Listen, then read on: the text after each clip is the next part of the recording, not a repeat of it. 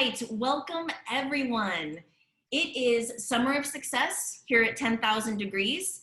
It's our last week of Summer of Success, and this week we are focusing on grad school. Specifically tonight in our webinar, we are focusing on the law school pathway and law school professions. So thank you so much for being here. Welcome, welcome. I am your host, Gwen Snyder. I'm the Career Success Manager here at 10,000 Degrees. I also have Han Nong on the line as well. And if anybody has any tech issues, please feel free to privately message her. She is here to help us with any tech issues.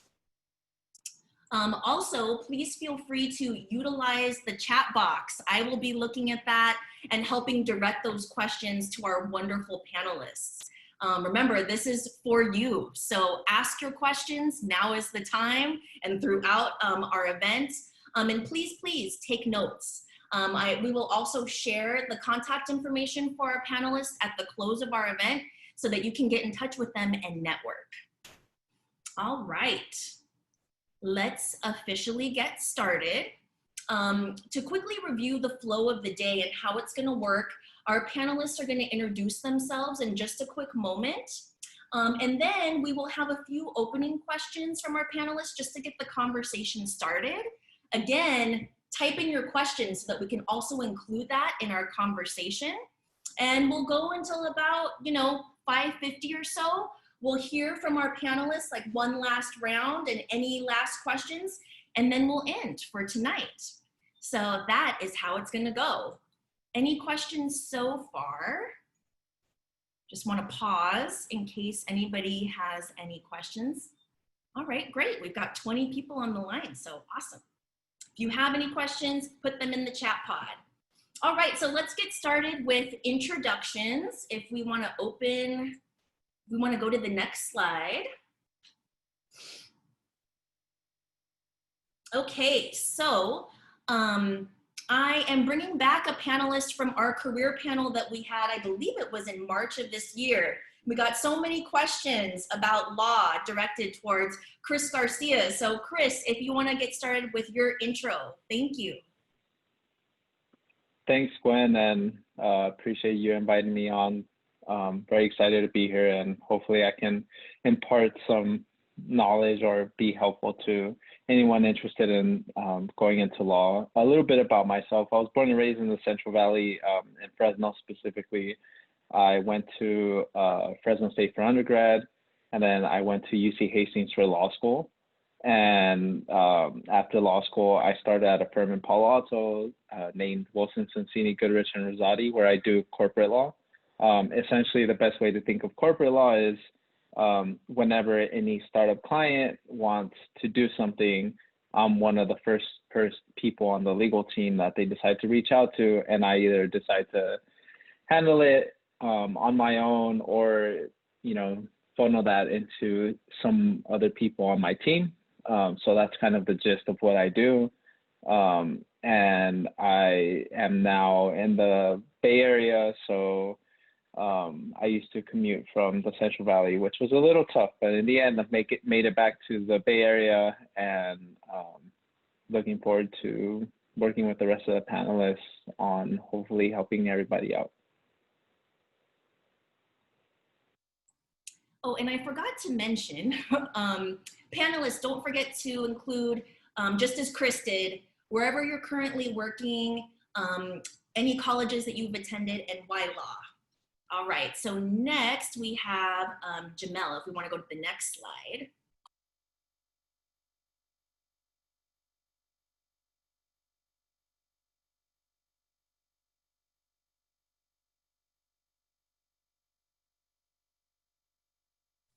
I'm a panelist now here speaking to you about law school, but I'm so excited to be here because I was a former college advisor with 10,000 Degrees, and it was such an amazing experience. And so I'm happy to be back here. I'm currently an attorney at Hanson Bridget.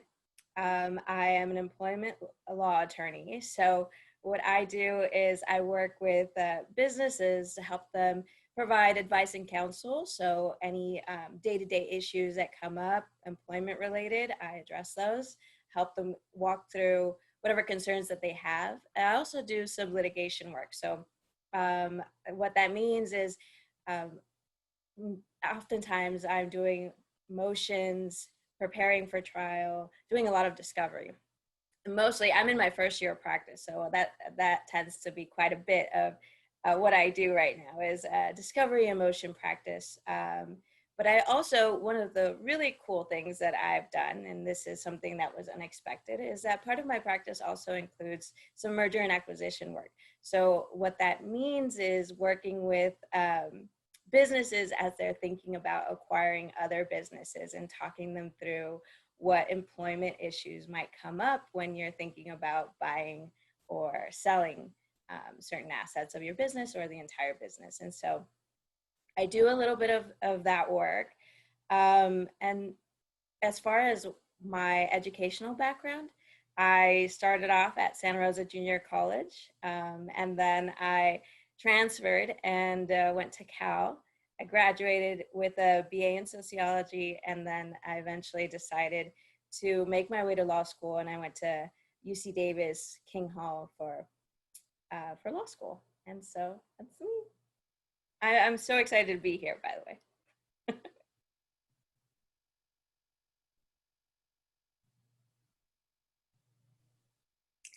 Hi everyone, my name is Cathy Amrocio Villa. I currently serve as one of the College Success Fellows for 10,000 Degrees. I work with our new markets team, so I'm actually working in a new program that we launched about 2 years ago in Napa, which is the College Success, Community College Success Program. I've been with 10,000 Degrees as a fellow. This is actually going to be my 4th year and my last year as a fellow. I obviously I'm not a practicing lawyer, but I am going to be applying to law school. I'm actually in that process right now. I decided to go to law school about 2 years ago, and it's kind of been a wonky process, but I think that's, normal for this. There is no one way to do that. And I'm actually taking the Lsat in 2 weeks, so super nervous but excited to get this whole process started. And for undergrad, I went to UC Santa Barbara, where I graduated with a major in Spanish and a minor in art in 2017.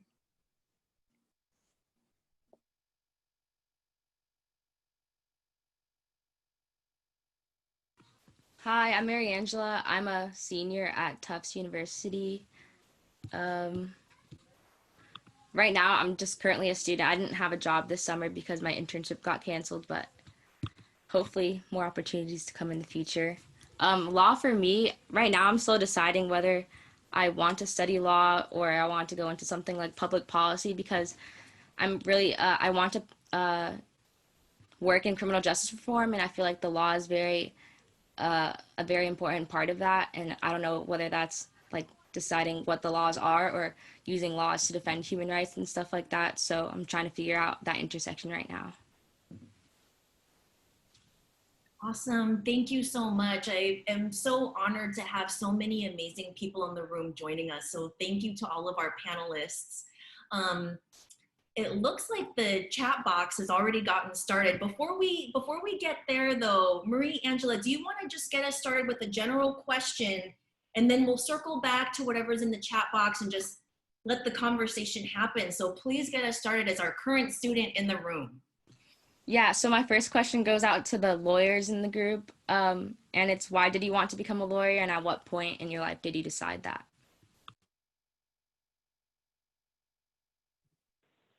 I guess I'll jump on. So I've always been an advocate, I think, from a very early age. I think my personal and just my biography really lends itself to that. I have an immigrant background and immigrant parents, and so I've always been kind of at the forefront of advocating for them. And so I kind of saw this as when it came time to explore what's next, what career am I thinking of going to, or jumping off from 10,000 Degrees, which is already an amazing career in of itself. I was thinking, well, I want to do something that kind of continues along that path. And I started exploring. I really didn't know. I didn't know that I wanted to be a lawyer. I didn't know that that was even an option. I didn't know very many lawyers at all. And so when it came down to making the decision, it was all about talking to people. And fortunately for me, I was at 10,000 Degrees and I was able to connect with other attorneys through the network that they provided. And I got to know attorneys and I got to ask them questions and I got to really sit down with myself and really do some deep thinking and say, is this what I want? And so I decided yes. I didn't know how I was going to make that happen at the time because I still was documented. And so I was unsure. And but I had the right support, and I think that that really solidified my path. And I think it really I jumped off thinking that I was going to do some public interest work, but I ended up on the private side of things. And I think that's just all about the same theme, exploring what the options are, exploring what's available to you, and kind of being open to new experiences. And so I guess when it boils down, a big roundabout way of answering your question is why law is because I wanted to explore what I wanted to do, ask myself, what do I want? And be open to new possibilities for what that might be.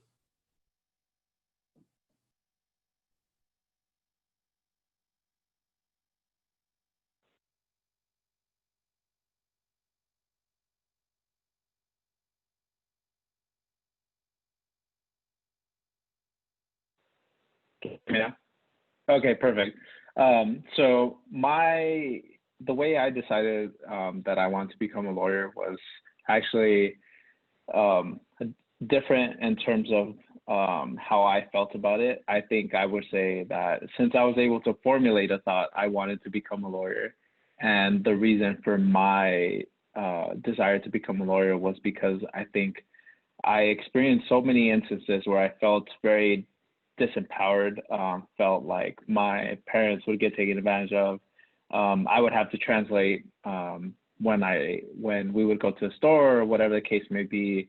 And I felt in a lot of ways that when someone talked to either me or my parents, I felt like they wouldn't take me seriously if I wasn't in a position for them to take me seriously. Not to say that this is like the only path, right? But that was one of the reasons why I felt like I wanted to become a lawyer, because I felt like that would provide me an avenue where I can advocate for myself, I can advocate for my family, my parents, and that was something very important to me. And I didn't want to feel like because of the way that I looked, someone wouldn't take me seriously. I wanted to make sure that I was in a place where I can impact and do the change that I want to do and not be held back by anything specific. In terms of what I do now, this is something similar to what was said earlier, was that I didn't necessarily have access to what lawyers, and to be honest, the only lawyers that I've had any remote association with were like criminal law lawyers, and it wasn't for the right reasons, not me specifically, but just because of where I grew up, my friends, family, like you see that all the time. So I didn't really have a concept of what really is law and what does that really implicate. And once I got to law school, that's kind of where I figured out that I can really go many, many, many different ways. So what I thought was possible, before I went to law school, was very limited. Now that I went to law school, I figured out, there's many different avenues that I could take. And one of the avenues that opened up for me was going into corporate law, which I had no idea what that was. And in some instances, it's difficult to explain, but, it was something that I found extremely interesting and extremely intellectually challenging, stimulating. And I thought that that would be something that I would like to do. And then on top of the fact that that I'm in a position where I can be seen by others and hopefully open up the path so that more people of color can make it into big law firms, that was something that's very significant to me, because the fact of the matter is you don't see very many, and I think maybe 3 or 4% are Latinx lawyers. So I think for me, it's significant being in this position to be able to show people like, you know what, this is something that's very possible. And that's something that I hope to convey every chance that I get, because it is extremely difficult, but it's very, very doable. You know, we just happen to have a harder path to walk. Thank you so much. And we actually have quite a few questions. Thank you, everyone. I think that maybe Jamel had some tech issues and should be coming back into the room. And so I want to start by talking about the Lsat, because I think Katya can talk about that, and so can Chris. What are you using to prepare for the Lsat, but also Lsat advice? What do y'all think? So currently, I have a couple methods. First, when I first started thinking about law school, I actually heard from Megan Topping, who is one of our coworkers at 10,000 Degrees, who connected me with Jamel. And she let me know about Level Bar, which is a program in the Bay Area. It's a really great program. I do recommend, if you are in the Bay Area, definitely look into applying. It's essentially geared towards low-income students who are interested in law, and it just gives you kind of a good perspective of what that process looks like through the application. They do some workshops to help you kind of prepare for the studying part of it, and giving you the diagnostics of like where you're at initially. Thanks for that, the link there. And then with Level Bar, I was able to actually get a free blueprint course, which was also really great. I really enjoyed the materials because it made it like less menacing, and it made it really understandable, and the examples were relatable, so it was a lot more easier to understand the content. And that was last year, because I thought I was taking the LSAT last year. That didn't pan out just because things are happening, and I knew I wasn't prepared, so I didn't want to pay for the test. It is $200 to take, so I didn't want to spend that money if I knew I wasn't ready for it. So now I'm actually using a combination of the blueprint course materials, which you have get booklets, and I'm using Khan Academy, which is free, and they do partner with LSAC to put that courses together, which I really enjoy because it is online. So you actually get the format of what the LSAT looks like currently, because they aren't doing in-person tests, which is, I think, really different than what other people have experienced. I actually registered for my exam today. I'm taking it on August 30th, which isn't initially the date I thought it was going to be. I thought it was going to be August 29th. And they're like basically asking you to pick a time slot. So if you didn't register early enough or get on the website at an earlier time, you're probably going to be stuck with a later time, which is not ideal for anyone. So if anyone is registering soon, try to get on that process sooner than later. And with that, I actually noticed that the test is going to be shorter than the original LSAT. So it's going to be 109 minutes, which is roughly an hour and 49 minutes. And that is about an hour, like half of the original test, which I believe was 3 hours previously. So there have been some changes, and just kind of be prepared for that with your studying as well.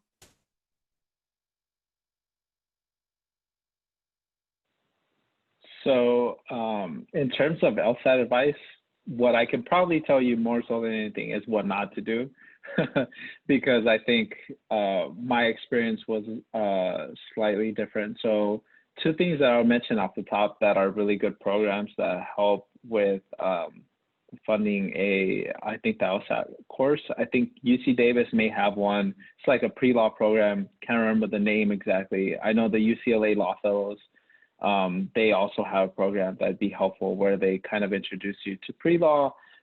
They also, I believe, still offer to pay for an LSAT course. In terms of what definitely not to do in the LSAT is not take it seriously from the standpoint of if you're going to study for it, like be hyper-focused. I would say that, and it's kind of implied in, this being the path that you want to take to do so. But nonetheless, I would say if that's what you're doing, focus on that. Because when I was applying for law school, was working 3 jobs, and I was trying to study for the LSAT while working. So it wasn't the most ideal, but nonetheless, that's why I say, you know, if you can focus on doing that, make sure that you remember whatever got you to where you're at now, meaning, you know, if you're graduating or you graduated from undergrad or high school, whatever the case may be, whatever got you there, that will likely get you through studying for the LSAT, studying for law school, studying for the bar exam. I think it's important to remember that even though this material ends up being extremely difficult and sometimes you may feel like you don't know anything, you know, just know that most people go in feeling exactly the same way, and that's totally okay. I think in the end, it's kind of one of those things where you don't necessarily want people to feel bad, but it's helpful to know that you're not the only one feeling bad. So if you know that everyone's in sort of a similar situation, that can kind of propel you to studying better and knowing that you're not alone. Because in the end, you know, this is studying for the LSAT becomes difficult, but I would say do that, and then explore as many resources as possible and talk to people about what methods worked. I would say definitely do flashcards if there are any, and practice is key. I would say the more you practice whatever you're doing, especially tests, I would say do that and do it in test-like conditions, because if you don't do it in those conditions, then, you know, what good is it if you aced the exam, but it took you 3 days to do when you only have an hour to do it? So I would say replicate as much as possible. And if that means that you have to go take it in your car, given COVID, and you can't take it, you know, at Starbucks or whatever, then go do that. I think you have to do the best that you can, you know, given the circumstances. And just to add to that a little bit, just because I am going through it right now, they have currently the Lsat Flex, which is their online version, and they do require that you have specific devices or equipment, they're calling it. So like your computer has to meet specific microphone capabilities. It needs to have a camera. It does also need to have certain speed for upload and download, and you have a proctor actually watching you take the exam. So it's like one-on-one with someone else, and you do need to be in a quiet space. They ask you to be in a room that doesn't have like anything that you're going to look at or whatever. So they are offering accommodations for anyone that might be taking it soon, if we are still you know, in shelter in place because of the pandemic. Just beware of those things of having the computer. They are offering like loaners and to pay for certain accommodations if you need it, but you do need to let them know in advance. That's also, again, going to the practicing in an environment that's going to work for you. Try practicing in the space that you will be taking the exam, or just a quiet space. Previously, people were complaining that they weren't allowing for people to wear earplugs if they were in a place they couldn't find quiet. So now they're actually allowing you. You just have to have very generic earplugs. So things like that might be changing, but just try to, you know, make your environment as close to what your actual test environment is going to be like. And I think you mentioned, Katya, that it's $200 for the LSAT. We had that question pop up, so I just want to make sure, since you're in it right now. Yeah, so the exam currently does cost $200, and then there's some other fees that you have to pay for along the way. So if anyone's like currently thinking about it, one of my big advice is start saving now. It can get really expensive. There are programs out there, there are fee waivers, but you might not necessarily qualify for them. For example, the LSAC fee waiver is it has a really low threshold for income, so you do have to qualify based on income, and I unfortunately didn't qualify, and it literally was because I had $200 more in my savings than what the threshold was. So, and it kind of varies, so start saving now if you can. Thank you so much, Katya. And now that Jamel, we have you back, do you have any tips on the LSAT? Yeah, actually, so I made the mistake of not focusing during my initial practice. So I tried the LSAT several times. The first time it was just circumstances that work got in the way. So I would say, to the extent that you can, and I think this has been said by other panelists, prioritize. Obviously, everybody has different circumstances and things going on in their lives, but to the extent that you can, definitely try to prioritize. I had a mentor once tell me that the way to prioritize for these things is to pretend that your washing machine just broke and there's water leaking everywhere, and what are you going to do? You're going to take care of it at that moment. So that, to the extent that you can, treat it like a broken washing machine. Whatever works for you to inspire you, to get you in that moment, to concentrate, to set aside the time, it's really useful. With that said, I think that a lot of the times the fear of taking the exam gets in the way. I think imposter syndrome oftentimes kicks in when you're dealing with something like the Lsat exam. I know, speaking from experience, I remember having to really pump myself up to be ready for the exam. And so I guess at the end of the day, it's important to be kind to yourself through this process, to remind yourself that you're smart enough to do this, you're going to do great. And whatever the outcome of the exam is, there's other things about you that admissions officer is going to look at, right? So my LSAT score might have been a slightly on the lower end, but perhaps I made up for it with my personal statement. It's a holistic review process for a lot of these schools. I think I'm not going to sit here and say that it doesn't play a big role in the admissions process, because it does. But I think it's important to also give credit and to give importance to those other parts of you that you bring to the table. So the LSAT is really, really important. Really focus on it. Take the time to study it if you can. Take advantage of resources to allow you to pay for it to the extent that's possible. I heard the K-HOP program mentioned, which is a UC Davis program. There's other programs like Level Bar, which I was able to take advantage of for people of color, is another great resource.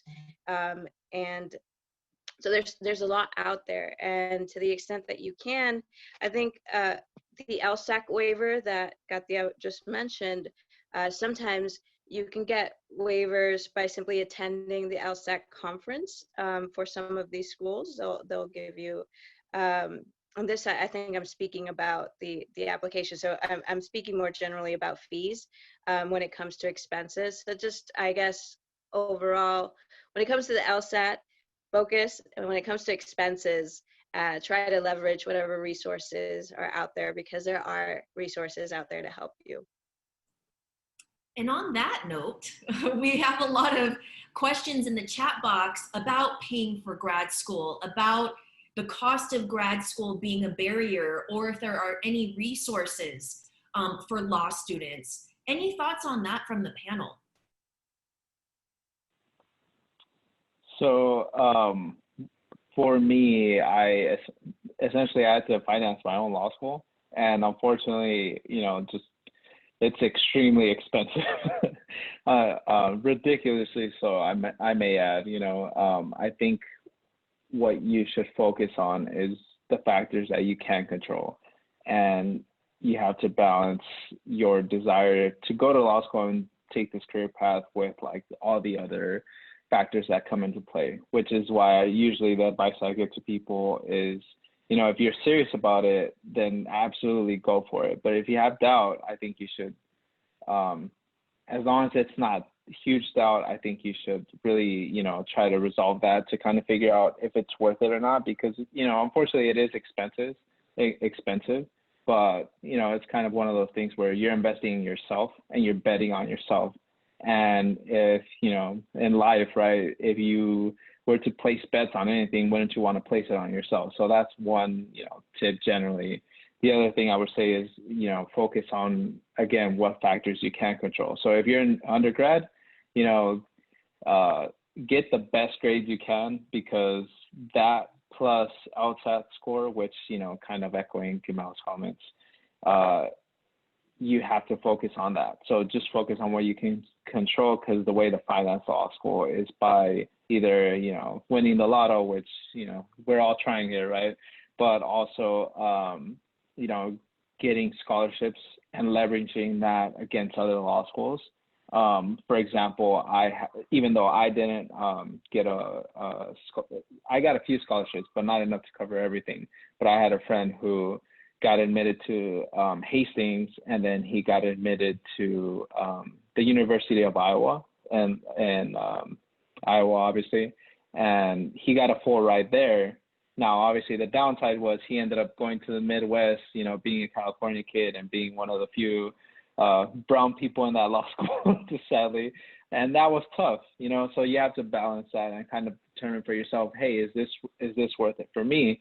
So he leveraged that in order to get his law school finance. So, if that's something that you'd be willing to do that. I think you should leverage everything that you can do and focus on the factors you can control, which, depending on where you're at, it's either the LSAT number one or your grades if you're still an undergrad. And I think that's the best way to finance law school, to make sure that you can get as much of it covered. And then, the other option that a lot of people do, I considered it, but I didn't eventually do it, but I know a lot of people did, was if you go into your first year of law school and you kill it and do it extremely well, you can either leverage that into getting into a better school who can actually offer you a scholarship, or you can leverage your current school and say, hey, I'm going to go to a better school if you don't offer me more money. So in the end, that's kind of what you do. So that's one option that you can also do. And it's kind of, you have to determine for yourself, like, hey, this is should I do this? Should I take this path? But in the end, what it comes down to is, are you going to bet on yourself? And if you're willing to bet on yourself, put in the work and stay focused throughout the time, understanding that, yes, you're going to have life around you going on. But once you become focused on law school and going into law school, it doesn't, I wouldn't say it consumes your life, but it takes a lot of it. So I would say you have to make sure that that's your full-time job, that's your focus, and understand, like, what you're going to do is to make sure to put yourself in the best position where you're at now, focus on that. Then after that, you can deal with the rest of life that goes on. Yeah, I would agree with that. I think definitely focus on what you can now. I would add that there are other creative ways to finance law school.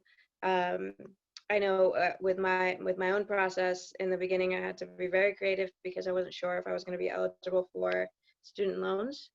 And so, I did a lot of crowdsourcing, looking to family to do, brainstorming about raffles. What can I sell? What can I do to raise some of the money?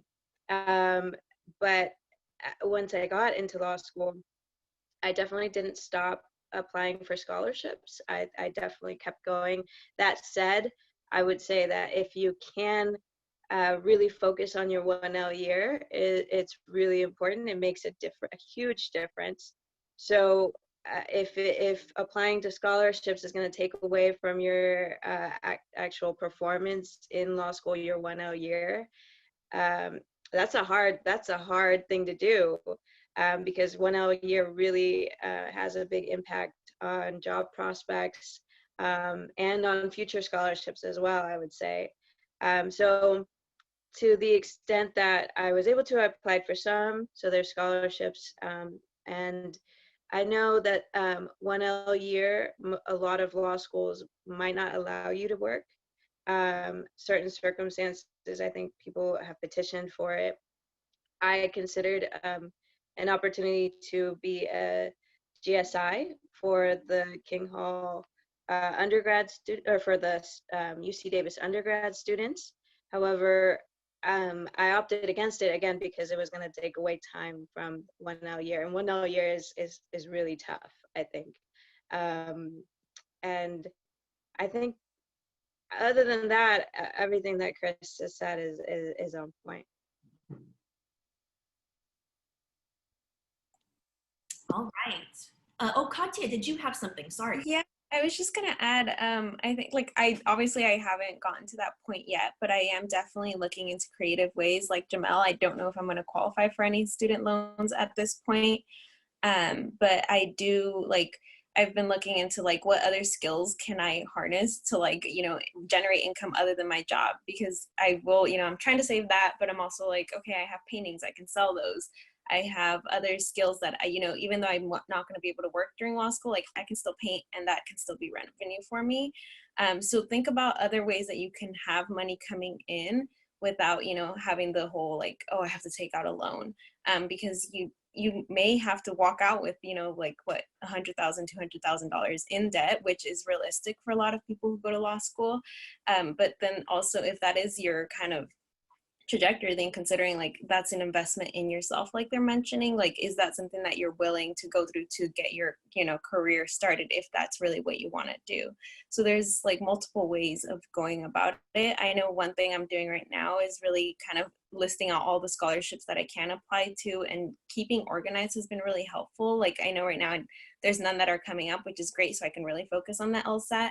But I do know like once I finish my applications in November, that's like grind time for scholarships, so that I can have money ready to go when I start law school, and I don't have to worry about working my first year. The other thing I wanted to, sorry, the other thing I wanted to quickly add on that is, or I should say two things. Number one is that you also want to be just generally, right? And as they say, what is it? You don't want to be penny wise, pound foolish.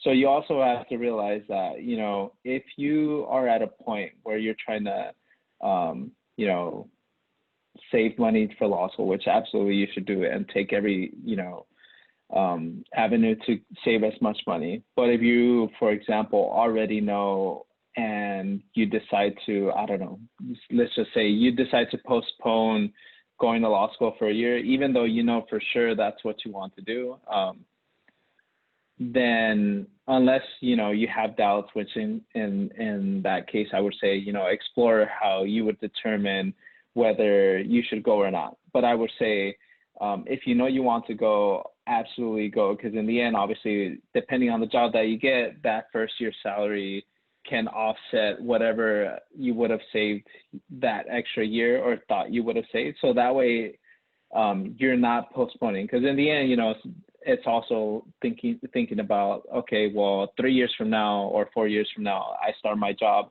and I'm going to be paid X amount. So kind of do your research and kind of see, okay, well, if I save, I don't know, 50,000 now, but I'm end up making X amount, like, you know, I don't know, $2 million in 4 years, then you're like, okay, well, I think I could probably take the hit now. So that's one thing just to keep in mind. The other thing is that there's a lot of, especially if you do public interest work, there's a lot of loan forgiveness, especially if you stay in that job. I think it's like 10 years. I think each individual law school has their program, but essentially if you work in a public interest type of job for 10 years, they forgive your loans. Or also there's some variations to that, or if you work in specific areas of the law, I would just say do some research, because I think there's those are other creative ways to make sure that, okay, I go through law school, I get my job, I am also able to cancel out those loans eventually. So that's just one thing to keep in mind.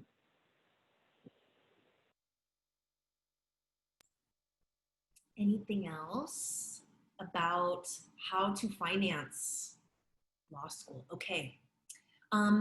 Again, there's so many great questions, so I'm trying to get to all of them in a way that makes sense. But one of the questions that's coming up is before law school, the pre-law. What can students do, you know, in undergrad or after undergrad to help prepare them? And also, what skills should they be developing in preparation for law school?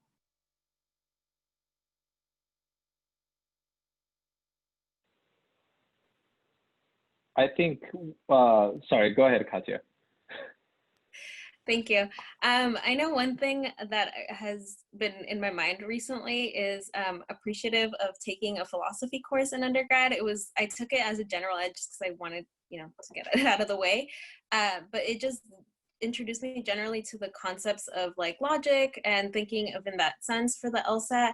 It's not so much really going to prepare you, because the LSAT is really just a test on taking that test. Like there is no content that you can prepare for that test. It's really strategizing and learning strategies and about being a quick test taker and really reading that way. But one thing you could definitely do is read books, and books that have kind of heavy academic language or that are about contemporary events. So like I know one thing that a mentor recommended to me was reading Forbes or the Business Insider, something that's like things that I don't really necessarily apply to my life day in and day out, but they just are like articles. That's really going to help with the reading comp of the exam to help you kind of speed that up and get a good score, because that's one of the skills that is buildable, whereas the logic games aren't really buildable. It's like really just practice, practice, practice.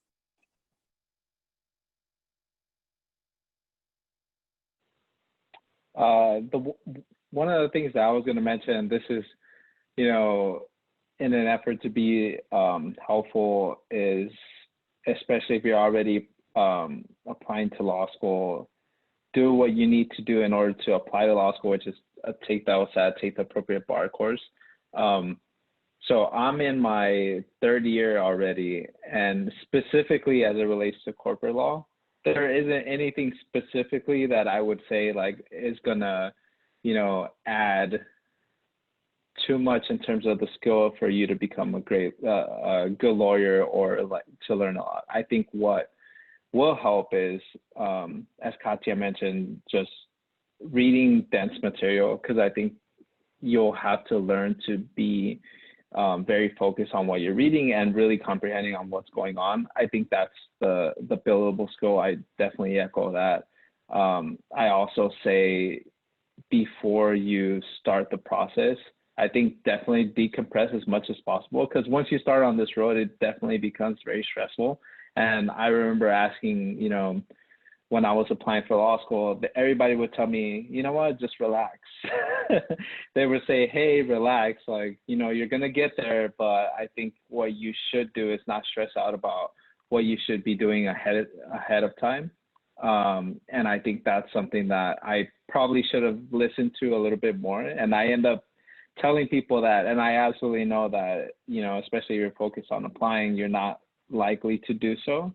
But I would say, you know, relax as much as possible, decompress, make sure that you have your process down for studying and ensuring that you have some sort of routine where it allows you to also decompress. Because in the end, once you start your first year job, at least from, you know, my perspective, you go in not knowing much, even after your 3 years of law school, because it's so different, especially like the corporate law standpoint, because corporate tends to be more transactional, and law school prepares you to be in court, whereas I don't end up in court. And that's something that's different. So you don't necessarily get prepared for that. Most of what you learn is on the job, which is good. And the skills that are super helpful are those that I would say, you know, as you're going through this process, that you should also focus on is networking, talking to people, asking them any and every question you want to ask, getting an idea of what their day is like, getting an idea of what their life is like, because I think that's also very important. And also just asking them what they would recommend that you do, just kind of how we're doing now. But I think just reaching out to those resources, that's extremely helpful. And then I would say, and the last thing is just remember the intangibles are also very important, like having good energy, having a positive attitude, anything that you're saying has a positive connotation, and, you know, showing enthusiasm, attention to detail, all those things. Just make sure you do whatever it is that you need to do in order to build those, because what I value when I work with someone who's, you know, a junior associate to me are those things, like a good attitude, someone who has attention to detail. So those things are just as important. So as long as you carry those forward as well, and make sure that you remind yourself, okay, these are things that I have to bring to the table as well, along with the academics, along with the learning, then that will take you a very, very long way. Yeah, I definitely agree with that. I remember getting that same advice, like, Jamel, just chill out, relax. Don't, just relax. Take your time with this. And of course I couldn't, because I thought, there's so many things that I need to know before getting there, and I just don't know anything. And so I was always scared that I was missing out on something. But I think I would, in looking back, I think the best thing I could have done was to really build on those things that are get the intangibles, really work on the networking, prepare yourself for just having a good routine to just breathe. Law school is incredibly stressful. Like, it just is. You're signing up for a really just a stressful life. So it's really, I love it.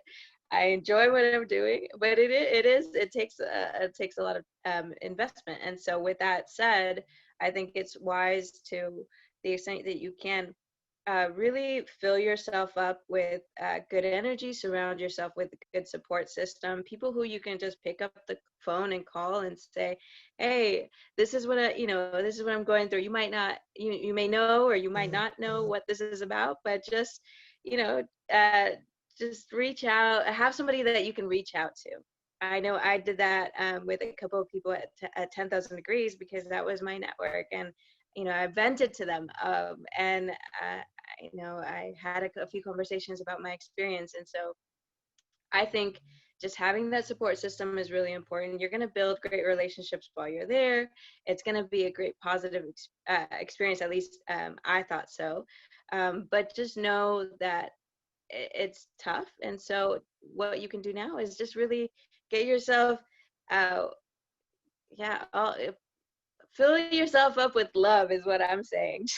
That's really what it boils down to. Just so you can have those reserves for when you're there and times are tough, and you know how to, get through that, because you will. Wonderful. So I can't believe that it's almost 5:50. I feel like these panels always go so quickly. So I have one more question that I wanted the panel to address, and then we'll close.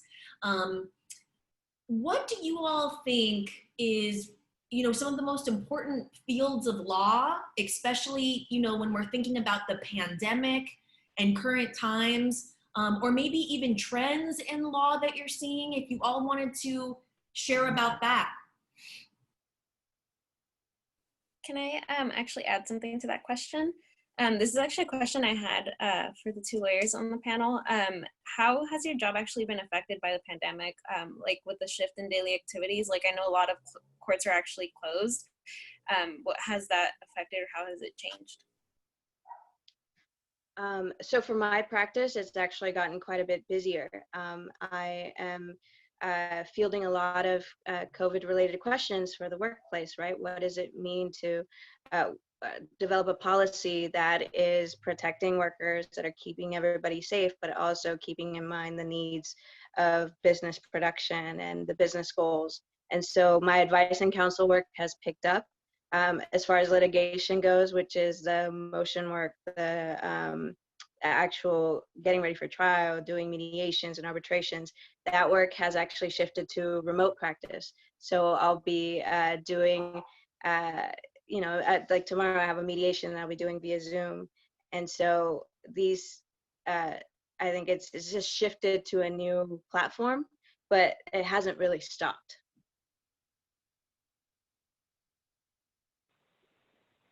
Yeah, kind of the same thing for me. It's actually gotten extremely busy. And it's been just a variety of things.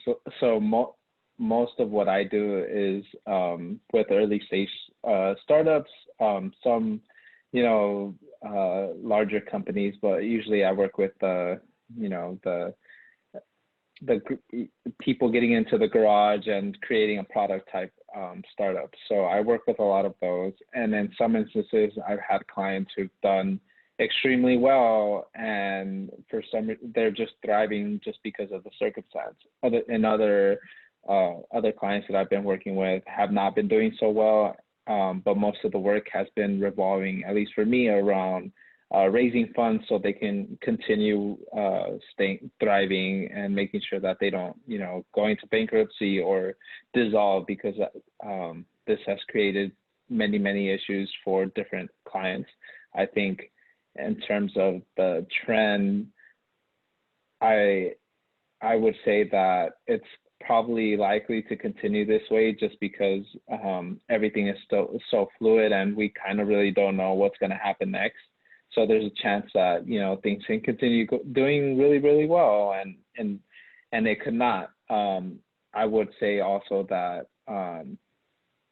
that in terms of, I guess, comparing what area of law is more important, I think it's just, I would say that's more of a subjective question. I think it's just what you would decide to do. The one thing I will point out in terms of what likely is to happen next is after the '08 recession, when there were funds doled out by the government, there was a lot of litigation much time later as a result of those funds, because obviously there were some people who, were bad actors and didn't got the money that shouldn't have.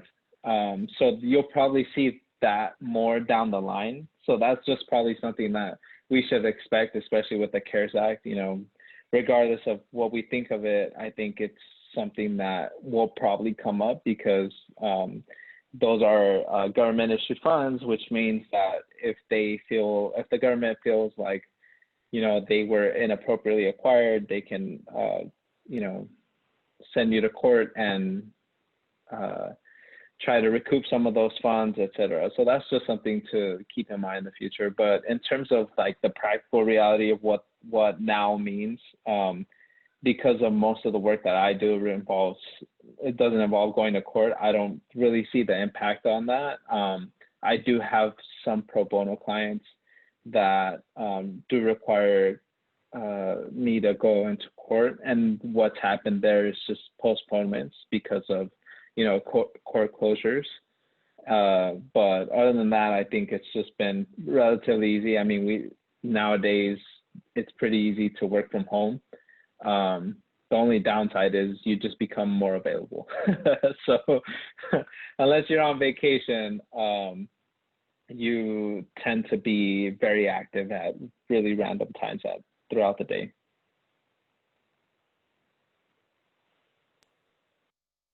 All right, so I'm looking at the clock. And I also want to address some of the things going on in the chat. We may not have gotten to your question tonight. I apologize for that. But it looks like people are wanting a part 2. So we can definitely make that happen. And Chris, Jamel, I might tap y'all again because our students are very interested and have a lot of great questions. So thank you all. If we didn't get to your question, we'll do a part 2. But also, connect with our panelists. They are here because they care, and they are willing to answer your questions too. That's networking, y'all. So, please do that. We will share their information. Here it is. It's on the screen. Here's their info if you want to connect on LinkedIn or via email. As we close, thank you all for staying with us. But I'd love for each panelist, even our students, to please share a pearl of wisdom regarding law or, pre-law skills, what to do in undergrad, just any pearl of wisdom that you'd like to share with our students that are tuning in. And we can start with anyone, but I want to make sure everyone on our panel gets to share before we close. So whoever wants to start.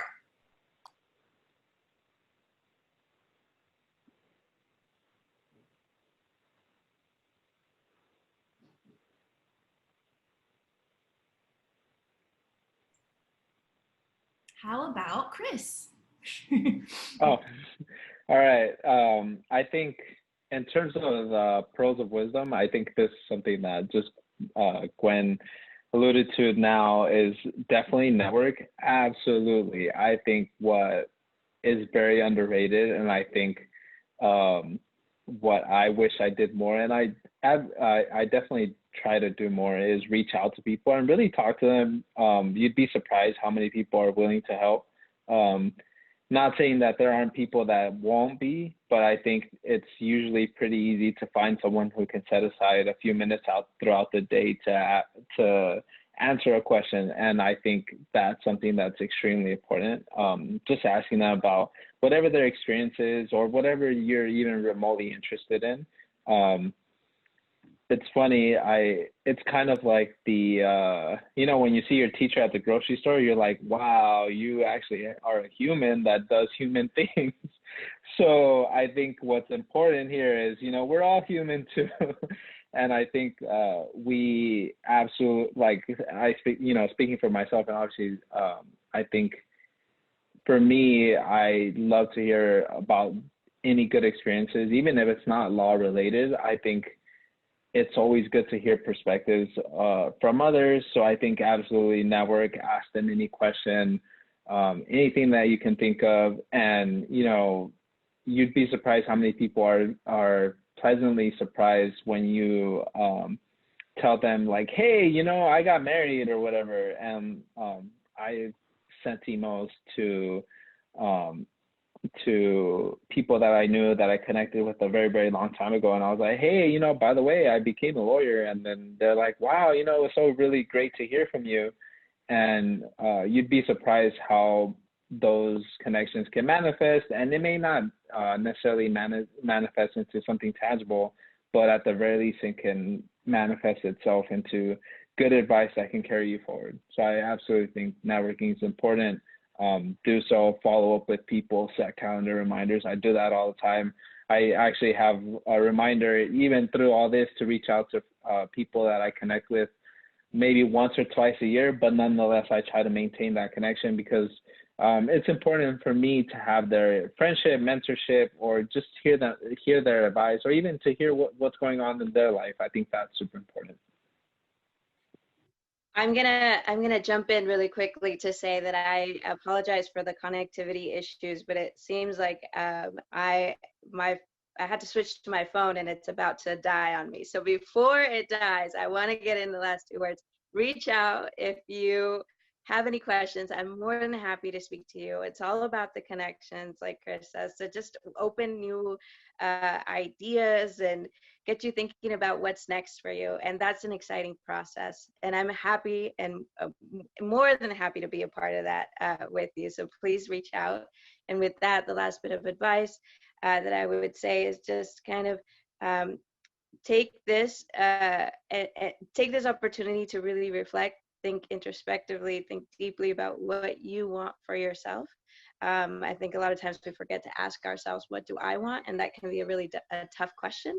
But so there's that.